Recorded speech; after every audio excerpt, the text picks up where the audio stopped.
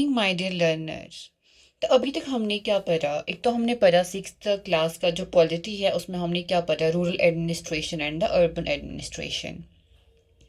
And in the seventh class polity we read about the state government. Okay, तो ये सब चीज़ों से हमें हमने जो अभी तक एडमिनिस्ट्रेशन पढ़ा, उससे हमें पता चला जो गांव की नीड्स होती है, जो रूरल होते हैं, जो विलेज पीपल होते हैं, उनकी क्या नीड्स होती है।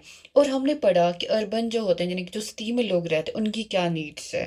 फॉर एग्जाम्पल हमने देखा कि जो रूरल लोग होते हैं वो शाम को रात को नहीं काम करते हैं, दिन में काम करते हैं, खेती बाड़ी करते हैं। उनको रेवेन्यू ऑफिसर्स की ज़रूरत है, उनको लॉ एंड ऑर्डर की ज़रूरत है, उनके यहाँ खेत में दिक्कत होता है, तो वो उनका मेन कंसर्न रहता है। एंड इन द सिटीज़ हमने देखा कि जो क्राउडेड प्लेसेस होती हैं, जो मार्केट्स होती है, गार्बेज का प्रॉब्लम होता है, वहाँ का गार्डन्स, इलेक्ट्रिसिटी, ये सब इंपॉर्टेंट उनके लिए ज़्यादा हो जाता है। वहाँ की street lights more important, because cities में जो लोग होते हैं ना, they work 24/7, mostly they go for the night shifts, they work for the hours together, ठीक है, in the offices, in the IT sectors। तो अभी तक हमने इस चीज़ को समझा। ओके, अब आप देखिए, देन आफ्टर हम लोगों ने पढ़ा स्टेट गवर्नमेंट के बारे में। स्टेट गवर्नमेंट में हमने क्या पढ़ा? कंस्टिट्यूंसीज पढ़ा, हमने एमएलएज के बड़े बारे में पढ़ा, एमपीज के बारे में पढ़ा। एमपीज क्या होते हैं? आपके जो आपकी स्टेट है ना, वहाँ से जो भी एमपीज जाएंगे, एमपीज होते हैं जो मेंबर्स ऑफ पार्लियामेंट जाएंगे, कहाँ कहाँ पे जाएंगे? लोकसभा में जाएंगे, राज्यसभा में जाएंगे, तो उनको हम क्या बोलते हैं? एमपीज बोलते हैं।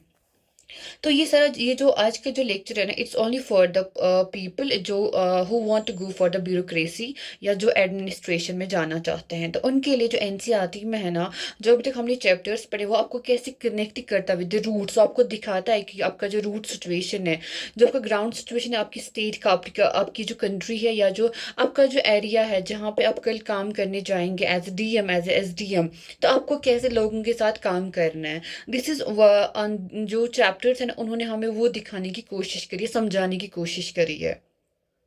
तो वही हमने इस चैप्टर में सीखने की कोशिश करी, समझने की कोशिश करी कि क्या, कैसे एक रूरल एडमिनिस्ट्रेशन को एडमिन करना, गांव में कैसे एडमिनिस्ट्रेशन चलानी होती है, अर्बन्स में कैसे एडमिन गवर्नेंस करनी है, and in the state government में हमें क्या क्या, कौन एमएलएज होते हैं, जो मेजोरिटी पार्टी क्या होता है, अपोजिशन पार्टी क्या होता है, लोकल, ये क्या नाम है इसका, अंदर एमएलएज किन्हें बताते हैं, ये हमने सारा किसने पढ़ा? स्टेट गवर्नमेंट में। तो अब इसमें जो यूपीएससी एंड पीएससी एग्जाम्स है ना, उसमें आपको पता होना चाहिए आज जिस स्टेट से आप आते हैं ना, उस स्टेट से कितने एमपी सिलेक्ट होते हैं, एमएलए सिलेक्ट होते हैं, पूरी कंट्री में कितनी लोकसभा कंस्टिट्यूएंसीज है, राज्यसभा कंस्टिट्यूएंसीज है, एंड इन द जैसे हम पढ़ते हैं पॉलिटी में भी, जो राज्यसभा की कितनी सीट्स है, लोकसभा 543 250 हम पढ़ लेते हैं।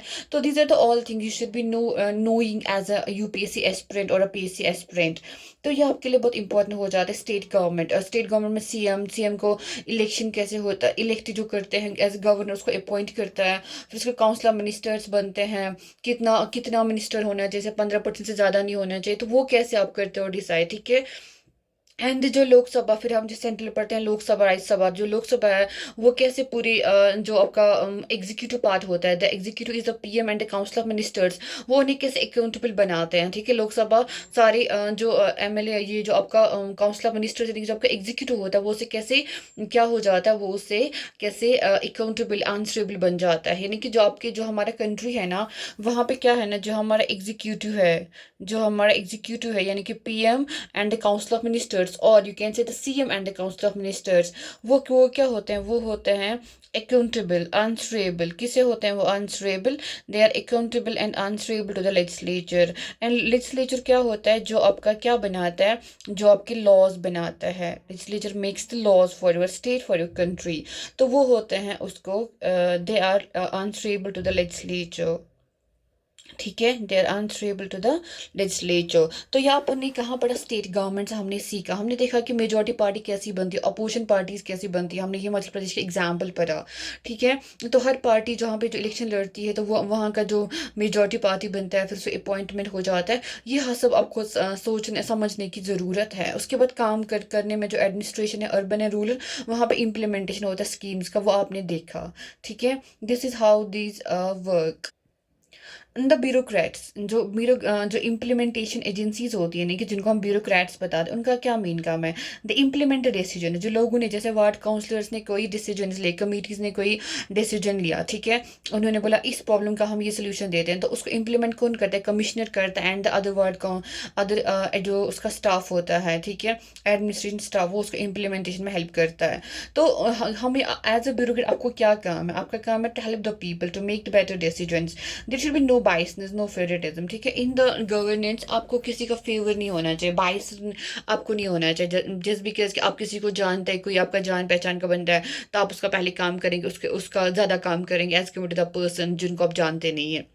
एक्चुअली जो मेन चीज़ है ना, जो हमें समझने की यहाँ पे ज़रूरत है, वो है कि जो जो ब्यूरोक्रेट ना, वो क्या, वो लोगों का सर्वेंट होता है। Actually as a bureaucrats, as a implementing agencies, as an executive part of the government, तो आप किसके लिए हो? एक्चुअली जो आपका काम है वो क्या है? वो है टू सर्व द पीपल। आपको लोगों को सर्व करना है, ठीक है, आपको हेल्प करनी है लोगों की। You are to help the people, you are to protect the people. आपको लोगों को बचाना है कि लोगों को कोई दिक्कत नहीं हो, आपको लोगों को गॉड फॉरबिड किसी का मर्डर नहीं हो, किसी की प्रॉपर्टी का ग्रैब नहीं हो, किसी पे कोई जो है ना जुल्म ना हो। आपको ये सब कुछ बचाना है, लोगों को सिक्योरिटी प्रोवाइड करनी है, सिक्योर लोगों को करना है।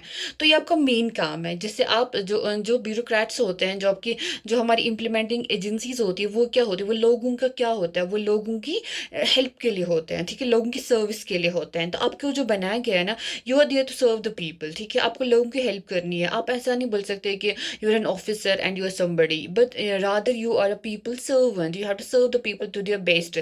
जो आपको बेस्ट, लाइक जो आपके best best the bestest policies लगती है ना, वो आपको लोगों के लिए क्या करनी, इम्प्लीमेंट करवानी है। लोगों को स्टेक होल्डर बनाना है, लोगों से बात करना है, डिस्कशंस लेने हैं।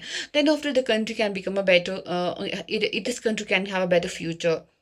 This is how the bureaucrats should work. And what actually जो उनका काम है यहाँ पे स्टार्ट होता है लोग से कनेक्शन से, लोगों को सर्व करने से, लोगों को हेल्प करने से यहाँ पे हमारे कनेक्शंस बन जाते हैं, और यहाँ ही से हम स्टार्ट करते हैं to serve the country, to serve the greater purposes. लेकिन जब आप लोगों के ही खिलाफ हो जाएंगे, जब आप लोगों के मतलब अगेंस्ट काम करेंगे, लोगों को ही मतलब उनके साथ कनेक्शन नहीं बनाएंगे, आप उन्हीं से दूर रहेंगे, उन्हीं को और प्रॉब्लम क्रिएट करेंगे उनके लिए, तो just for few people you will make suffer the maximum people। तो ये आपका then you are not serving the purpose जिसके लिए आपको बनाया गया है।